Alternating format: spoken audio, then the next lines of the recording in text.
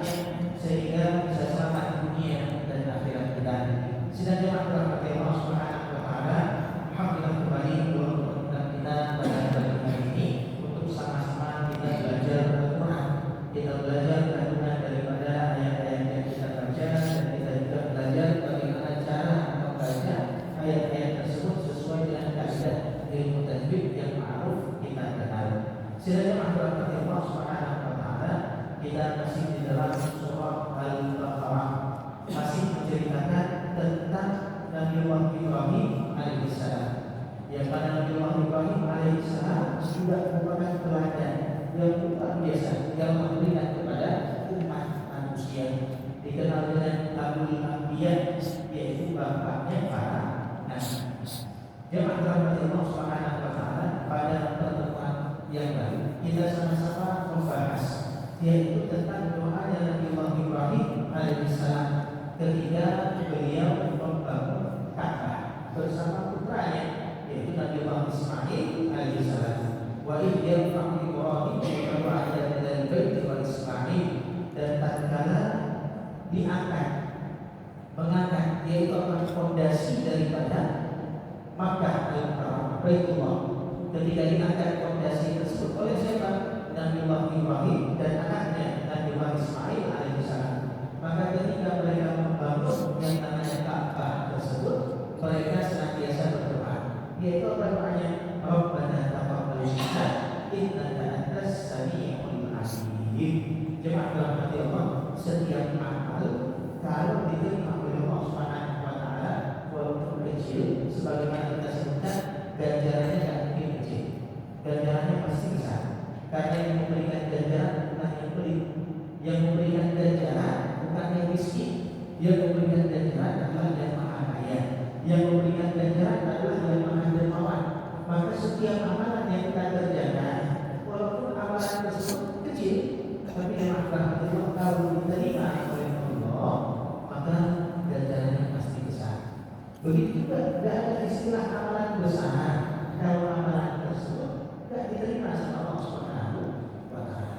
Maka yang paling penting dalam setiap amalan yang kita kerjakan yaitu apa? Kita memperhatikan amalan kita itu agar layak diterima oleh Allah. Kita kalau ingin kasih hadiah, itu kita lihat ke siapa kita kasih.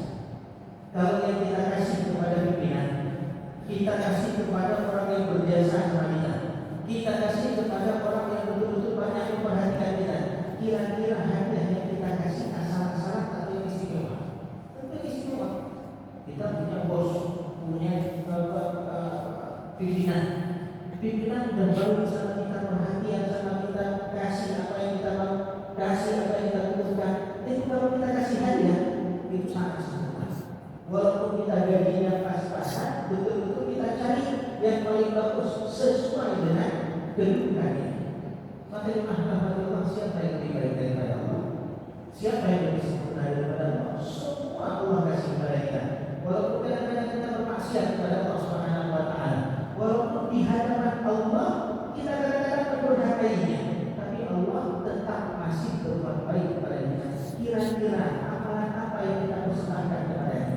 Tentu amalan yang terbaik, standar paling minimal daripada amalan yang kita persembahkan kepada beliau, kepada Allah Subhanahu wa taala adalah amalan yang menghimpun syarat-syarat layaknya diterima semua amalan. Itu standar paling rendah. Bikin sempurnanya bagaimana? Bukan hanya sesuai dengan standar, tapi kita sempurnakan standar tersebut. Apa syarat diterima amalan? Minimal 3.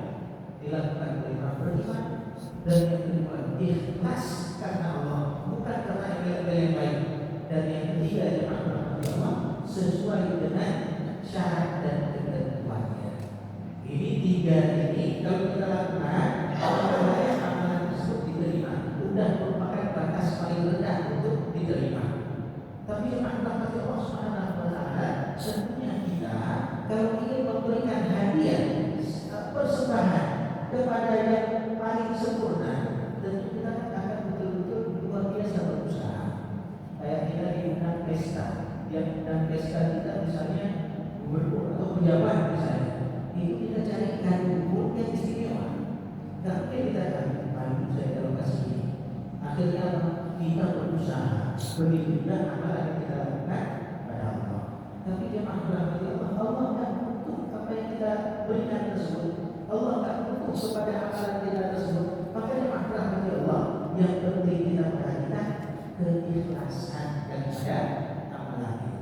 Kecil tapi betul-betul ikhlas, niatnya bagus, maka betul-betul besar di sisi Allah Subhanahu wa Ta'ala. Wa ta'sabuna sahila wa wa'dallahi 'azim. Kalian akan perkara tersebut hina, kecil, rendah, tapi di sisi Allah itu betul-betul berhasil, betul-betul azim, agung. Makanya Nabi Ibrahim ketika bangun Ka'bah, itu bangun Ka'bah sangat sederhana, yaitu dengan tanah yang dicampur dengan air ditempel, kemudian dibangun. Apa yang betul-betul terbesit di dalam hati mereka ketika membangun? Rabbana taqabbal minna innaka antas samiul alim. Ya Allah, terimalah ya Allah. Walaupun ini tidak ada apa-apanya di hadapan ya Allah, ya Allah terimalah amalannya. Taqabbal minna innaka antas samiul alim.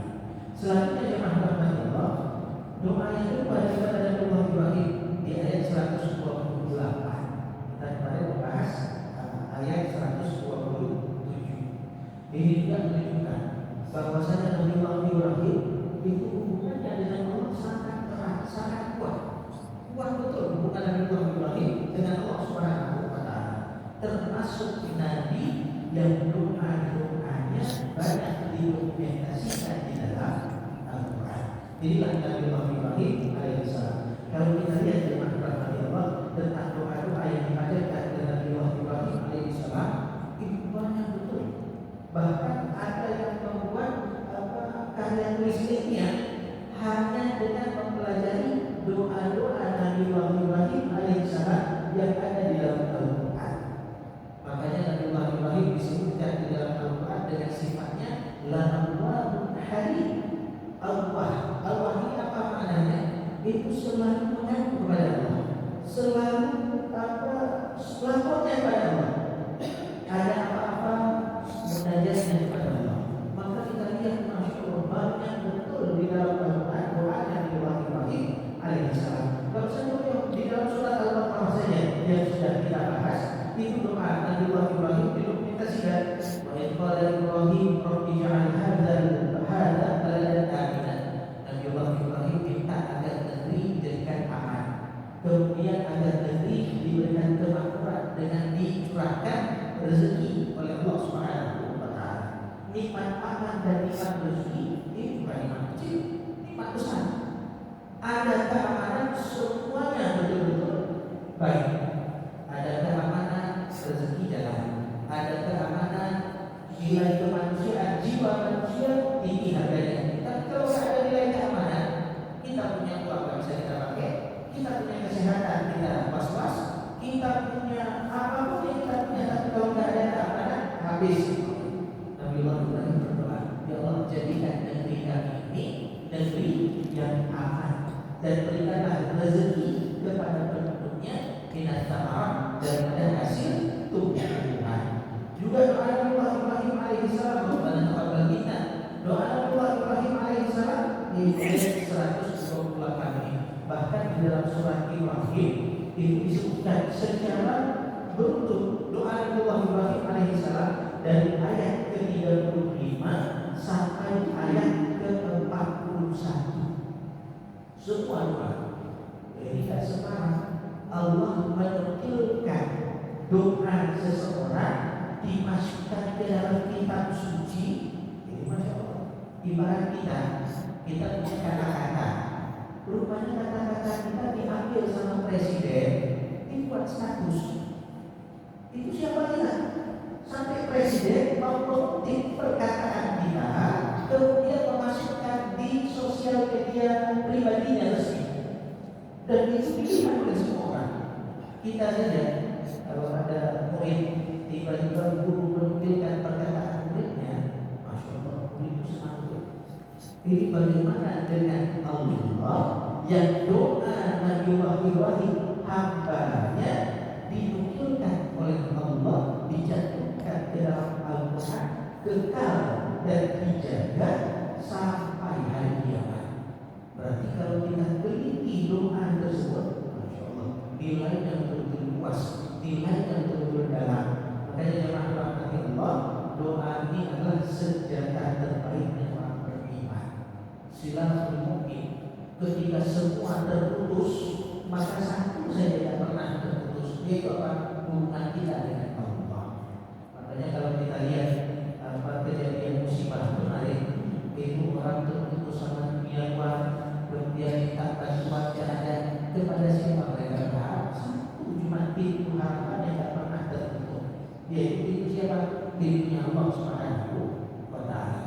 Manusia kita berharap, kadang-kadang membuat kita kecewa, tapi kepada Allah itu senantiasa terbuka pintu harapan tersebut. Apa namanya Nabi Muhammad Ibrahim? Masya Allah, doanya betul-betul sangat sempurna, menunjukkan betapa tingginya nilai daripada seorang Nabi Muhammad Ibrahim alaihissalam. Beliau berdoa, Rabbana waj'alna muslimaini laka wa min dzurriyyatina ummatan muslimatan lak. Ya Allah, wahai Tuhan kami, jadikanlah kami berdua, saya dan anak saya ini, lah sambil membangun Ka'bah itu, ya Allah, jadikanlah kami betul-betul orang yang senantiasa menyerahkan dirinya kepada Ya Allah, senantiasa ikhlas, terserah engkau mau buat apa saja ya Allah kepada kami, buat kami ini sebagai orang yang betul-betul pasrah, betul-betul tunduk dan patuh kepada apapun yang kau perintahkan ya Allah. Jemaah rahmatullah, kita ini manusia. Manusia ini punya yang namanya hawa nafsu. Beda sama malaikat. Kalau malaikat disuruh taat, ya malaikat taat, tidak akan pernah bermaksiat. Tapi kita ini punya ego, kita ini punya nafsu, kita ini punya keakuhan, kita ini punya yang namanya pride kita sendiri. Maka dimana Allah Nabi Muhammad Ibrahim berdoa kepada Allah, karena memang tak layak seorang hamba itu mengaku-akukan dirinya di hadapan Allah. Tak layak seorang hamba bilang saya di hadapan Allah, tidak layak. Kenapa? Statusnya adalah seorang budak, statusnya adalah seorang hamba. Maka status tertinggi daripada seorang manusia yaitu bagaimana? Seperti status paling sempurna seorang budak kepada tuannya. Apa status paling sempurna budak kepada tuannya? Yaitu sa'idna wa ata'na. Kami berpasrah, kami menyerahkan diri kami kepada Allah. Maka doa Ibrahim, Rabbana waj'alna muslimaini laka. Ya Allah, jadikanlah kami ini betul-betul orang yang betul-betul pasrah, taat dan patuh kepada Engkau ya Allah. Kemudian Nabi Muhammad Ibrahim tidak hanya berdoa kepada dirinya, juga berdoa kepada kita. Kita pun didoakan oleh Nabi Muhammad Ibrahim alaihissalam. Apa doa Nabi Muhammad Ibrahim untuk kita? Wa min dzurriyyatina ummatan muslimatan lak. Dan ya Allah, jadikanlah daripada anak keturunan kami yaitu ummatan muslimah, betul-betul umat yang Islam, muslim, menyerahkan dirinya kepada Allah, tunduk dan patuh kepada. Ini jemaah rahmati Allah, ini doa yang ganjarannya tak pernah terputus. Bagaimana kalau sebab kita orang menjadi baik, maka semua kebaikan yang dilakukan oleh orang tersebut kita dapat hasilnya. Bayangkan Ibrahim punya anak didoakan, anak tersebut muslim, punya keturunan didoakan, anak tersebut muslim juga. Semuanya kalau masih ada muslim di dunia yang menyerahkan dirinya kepada Allah, Nabi Ibrahim punya sahabat. Nabi Ibrahim yang meminta. Makanya jangan rahmati Allah, kita orang tua itu apapun yang dilakukan anak daripada kebaikan, orang tua pasti dapat sahamnya. Kenapa? Gara-gara kita dia muslim. Kok bisa gara-gara kita dia muslim? Karena kalau kita muslim, orang tua muslim, lahir anak tersebut otomatis muslim. Maka apapun yang dikerjakannya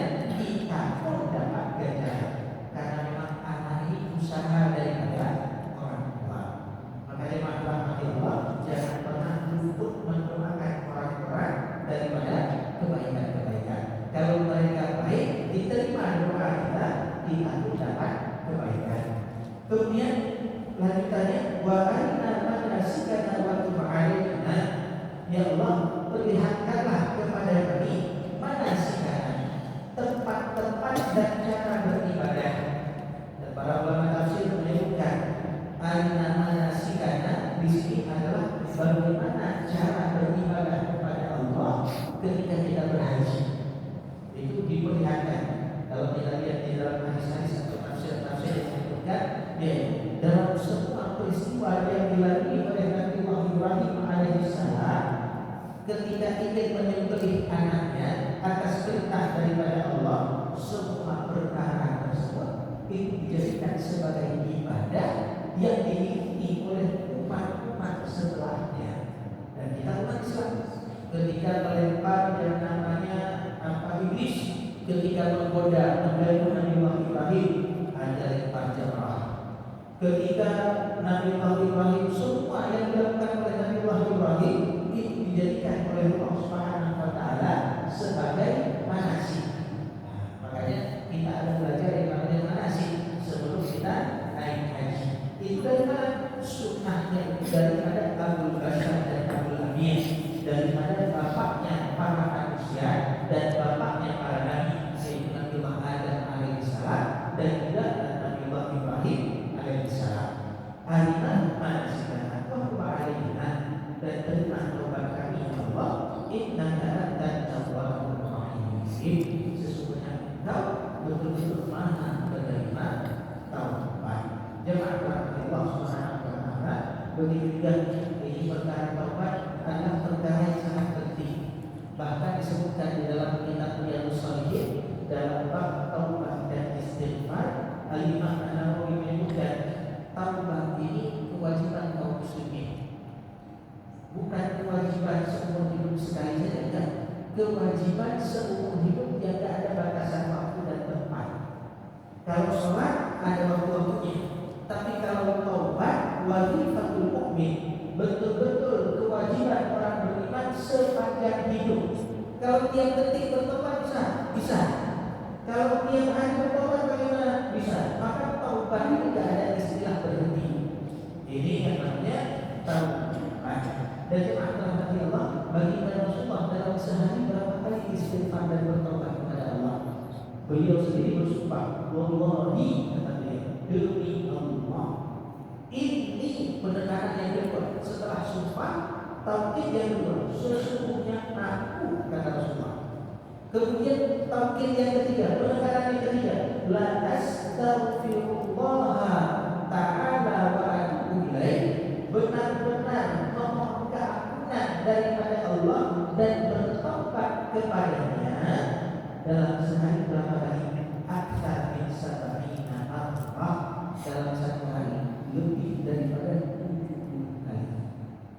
Itu bagi Rasulullah dalam sehari itu tidak kurang, bahkan lebih daripada 70 kali.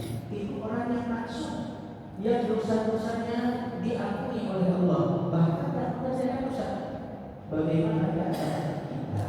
Maka jangan rahmati Allah, jangan kita simpan taubatnya di akhir ya. Kalau nggak apa-apa maksiat sekarang, nggak apa-apa nanti saya sudah Tuhan baru saya bertobat. Ini jangan sampai bercita-cita seperti itu. Tapi bagaimana? Setiap pernah melakukan keburukan, taubat, berkali-kali taubat. Ustaz, itu kan main-main namanya. Kalau udah taubat, rupanya ulangi lagi. Taubat, ulangi lagi. Itu kalau kita syarat taubat tadi ya. Apa syarat taubat ini? Yang pertama, al-iqrar bil dzanbi. Dia itu betul-betul kita berlepas daripada dosa tersebut. Kita minum minuman yang mabuk misalnya. Ketika teringat untuk taubat, detik itu 3 detik. Bukan alat tampung satu teguk lagi lah baru taubat, ya. Ninggalin detik juga. Ini yang pertama. Yang kedua, ada penyesalan di dalam hati. Kalau cuma ninggalin tidak ada penyesalan, jadi belum sempurna syarat taubat, ada penyesalan. Dan yang ketiga, bertekad untuk tidak mengulanginya lagi. Kalau tidak ini ada dalam dosa yang pernah kita buat, maka taubatnya diterima. Besok berulang lagi, maka perlu taubat lagi. Bukan berarti taubat yang pertama main-main. Dan memang kita manusia, kita cuma bisa bertekad dan berusaha tidak mengulangi lagi. Tapi menjamin kita tidak akan pernah mengulanginya lagi. Ini belum, bukan pernah kita. Tugas kita berusaha untuk meninggalkan. Wa ta'ala, terima taubat kami ya Allah. Orang kalau diterima taubat dan rahmat Allah bersih seperti bayi yang baru dilahirkan. Jadi nikmatnya orang-orang yang bertobat. Bahkan nikmat rahmat Allah gara-gara taubat. Kita yang awalnya paling dibenci sama Allah gara-gara maksiat kita, dengan sebab taubat menjadi orang paling dicintai oleh Allah. Innallaha yuhibbut tawwabin wa yuhibbul mutatahhirin. Allah mencinta orang yang bertobat dan Allah Subhanahu wa taala cinta kepada orang-orang yang suka membersihkan dirinya. Ini makanya hati-hati, jangan sembarangan, jangan meremehkan orang-orang yang bermaksiat. Kenapa ya mak benci maksiatnya wajib, tapi dengan orangnya itu kan sampai Rasulullah pernah mengatakan dalam hadis selanjutnya disebutkan cerita seperti ini. Ada dua orang berkawan betul-betul dekat, satu ahli maksiat, satu ahli taat. Si ahli maksiat ini bukan bermaksiat ingin menantang Allah, tapi memang karena lemah dia maksiat, ditegur terus sama yang ahli taat daripada kawannya. Ketika ditegur, ahli maksiat bilang, udah biarkan urusan saya, Allah aja yang urus. Biarkan urusan saya, Allah aja yang urus. Saya urusan tak bisa, biar Allah aja yang urus. Kemudian karena dia jengkel, nasihatnya gak diterima, dia bersumpah demi Allah, Allah tidak akan pernah mengampuni dia. Tiba-tiba Rasulullah SAW ketika itu mengatakan, rupanya Allah berfirman, apa kata Allah? Ainal muta'ali alayya alla aghfiru dzanba. Siapa yang berani naik ke atas kepala saya, kalau istilah bahasanya, yang mengatakan saya tidak akan pernah mengampuni dosa seorang hamba. Ainal muta'ali alayya. Siapa yang mengatasnamakan saya, mengatakan bahwasanya dosa tidak akan pernah diampuni sama Allah, maka ketika itu dinampakkan oleh Allah, ahli maksiat itu diberikan penyesalan oleh Allah sehingga betul-betul bertobat. Ahli taat ini gara-gara kesombongannya diubah oleh Allah menjadi ahli maksiat. Akhirnya apa yang terjadi? Yang dulunya dibenci menjadi orang yang paling dicintai. Yang dulunya betul-betul dekat menjadi orang paling jauh daripada Allah Subhanahu wa taala. Gara-gara gara-gara taubat. Maka jangan pernah remehkan. Kita pun kalau kita lihat gambaran background kita dulu, kita bukan orang yang pertama kali dari kecil kita langsung dimarah kecil. Kita bukan dari kecil kadang-kadang kita beli pakaian bayar sama mobil tidak. Kita juga dari kecil banyak melakukan keburukan. Tapi alhamdulillah makasih saya, Allah mampu untuk memberikan hidayah kepada yang lain. Bukan hanya kita saja, Allah mampu juga memberikan hidayah kepada orang lain. Makanya jemaah rahmat Allah, doanya Imam Syafi'i ketika melihat orang bermaksiat itu bagaimana? Bukan masuk neraka dari hukuman, tapi bagaimana doa Imam Syafi'i ketika melihat orang yang bermaksiat? Ya Allah, Engkau mampu menjadikannya sebagai asbab hidayah. Bukan hanya mengatakan Engkau mampu memberikan hidayah kepadanya, tapi Engkau mampu menjadikannya sebagai asbab hidayah. Bukan hanya menjadi baik, tapi menjadi orang-orang jadi baik gara-gara dia. Jadi bagaimana Al-Imam Syafi'i berdoa sama seperti sejarahnya taubatnya Fudail bin Iyad dan Ibnu Dinar. Dulunya pencuri, dulunya tukang malam itu bergadang, main-main minum-minum, sama main-main musik. Itu ketika malam. Tapi apa yang terjadi ketika terdengar dalam kepalanya, alam yang dinilai antasya'akuluhu bidzikrillah, detik itu pula langsung bertobat, berubah menjadi tabi'in yang terbaik. Tabi'in yang terbaik. Maka wa alaina innaka antat tawwabur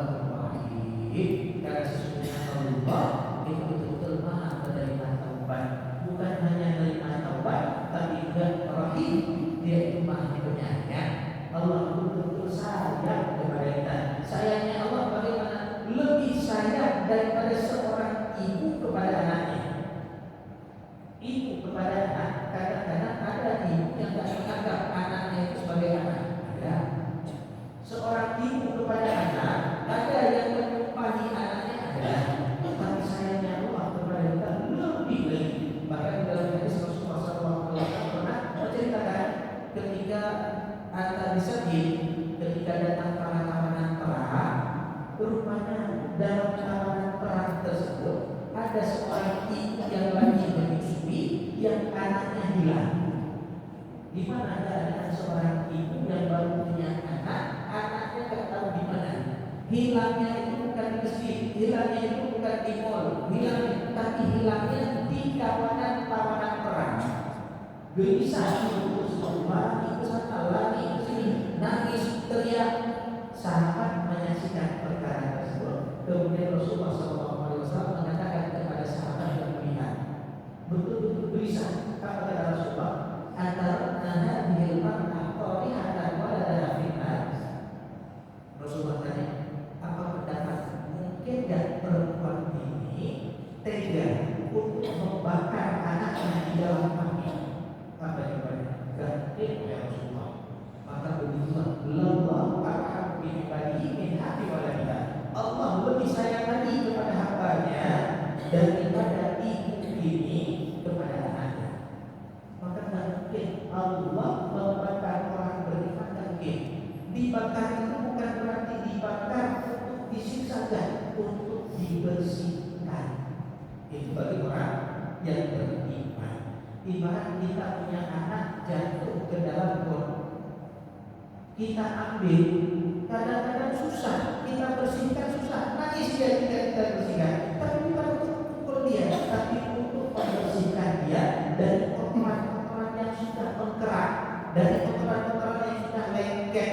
Maka orang beriman kalau dimasukkan ke dalam neraka, dia tidak kekal di dalam neraka, tapi untuk dibersihkan, kemudian layak untuk pindah ke tempat terbaik. Anak sudah masuk got, lengket apalah di tangan, di tubuhnya seperti apa, di rambutnya bagaimana, kita bersihkan betul supaya apa? Untuk bisa kita pindahkan di tempat terbaik. Di mana tempat tersebut? Tempat tidur, dia istirahat. Maka dipindahkan ke surga untuk memang tempat bagi orang yang beriman. Maka yang dirahmati Allah, Allah ciptakan neraka ini untuk orang kafir yang tidak mau mengakui Allah sebagai Tuhannya. Allah ciptakan surga untuk orang beriman. Makanya nanti doa Nabiullah Ibrahim alaihissalam di ayat-ayat selanjutnya yaitu apa? Yaitu doanya jangan jadikan mereka wala taqutunna illa wa antum muslimun. Jangan kalian mati kecuali kalian dalam keadaan beriman kepada Allah Subhanahu wa taala. Baik, Allah, kita ke satu ayat saja daripada surah Al-Baqarah. Kita bahas tajwidnya.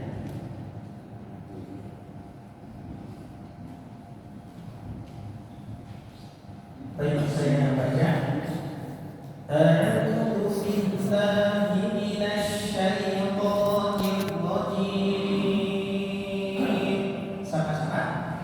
A'udzu billahi minasy syaitanir rajim. Bismillahirrahmanirrahim.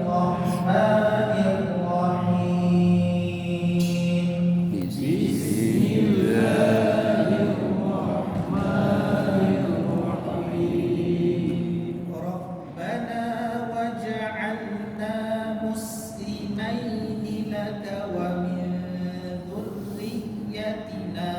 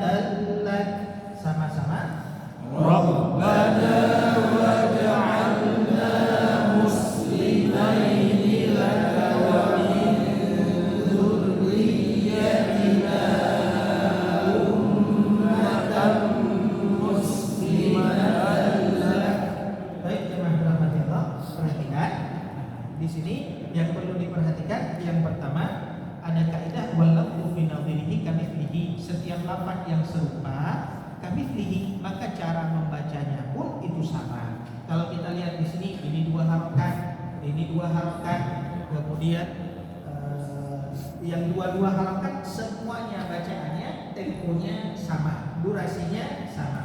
Begitu juga ada qalqalah misalnya, ketemu lagi qalqalah di depan, sama durasinya atau cara bacanya. Kalau kita jumpa misalnya dengan ikhfa, ketemu di depannya ikhfa lagi, sama cara membacanya.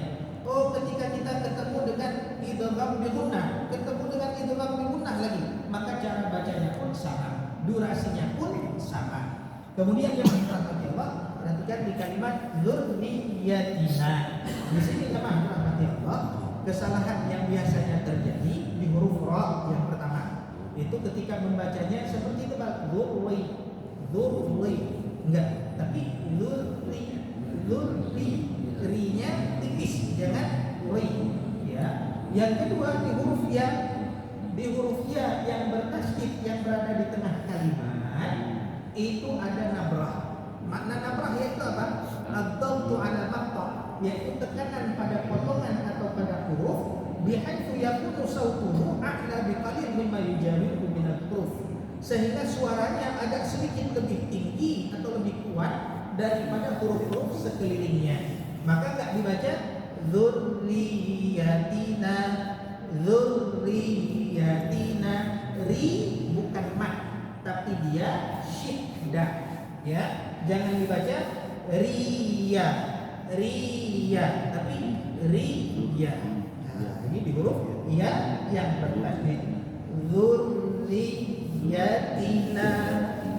Ini huruf ya yang bertasydid. Sama di dalam Fatihah juga, ketika kita baca enggak kita baca iyyaka na'budu, iya bukan iya, tapi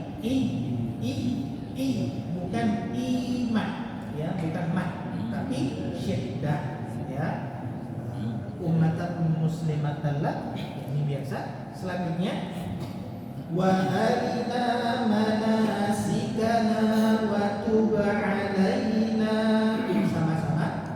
Wa arina manasikana wa tub alaina, wa arina manasikana wa tub, bukan wa tub alaina. Jangan terbacanya wa tub alaina. Apa yang salah di situ? Wa tub alaina, salah di qalqalahnya. Mana kesalahan qalqalahnya? Yaitu seperti tertahan banyak. Tub, be,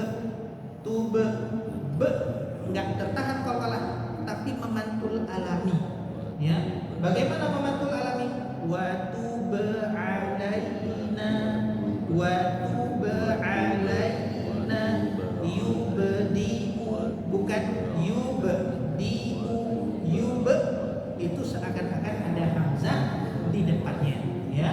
Wa tub alaina, sama-sama. Wa tub alaina, wa tub alaina, wa tub alaina. Tapi jangan condong ke dhammah, jangan wa tubu alaina, jangan wa tubu, bukan tubuh, atau wa tubi alaina, bukan wa tubi, tapi wa tub alaina, ya. Selanjutnya yang terakhir, innaka antat tawwabur rahim, sama-sama. Innaka antat tawwabur rahim. Nah, di sini juga di huruf waw sama seperti ya yang bertasydid, jadi agak sedikit ditekan, ya. Antat tawwabu, at-tawwabu, di huruf waw yang bertasydid di tengah kalimat itu ada penekanan. Baik, jemaah rahmati Allah, ini saja. Saya mohon maaf saya nggak ke masjid karena memang karena ada hari ulang tahun, hari amal bakti. Jadi setelah ini saya langsung berangkat. Kami ada upacara seperti itu. Terima kasih. Silahkan Pak Wah, tolong dibaca. A'udzu billahi minasy syaithanir rajim. Bismillahirrahmanirrahim. Rabbana waj'alna muslimaini laka wa min dhurriyyatina.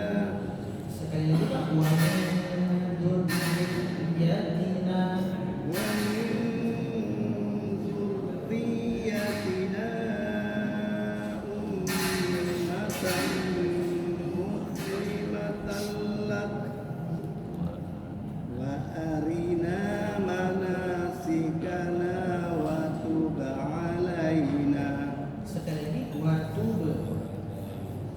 Wa arina manasikana wa tub alaina. Hati-hati jangan condong ke fathah, jangan wa tuba alaina wa tuba ya, jangan wa tuba alaina wa tuba ya. Lanjut, innaka Innaka antat tawwabur rahim.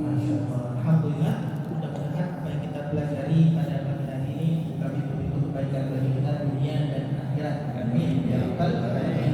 Dan mudah-mudahan doanya daripada Nabi Allah Ibrahim ini betul-betul Allah kabulkan sehingga anak keturunan kita betul-betul menjadi orang yang muslim, yang berpasrah kepada Allah Subhanahu wa taala atas segala urusannya. Amin ya rabbal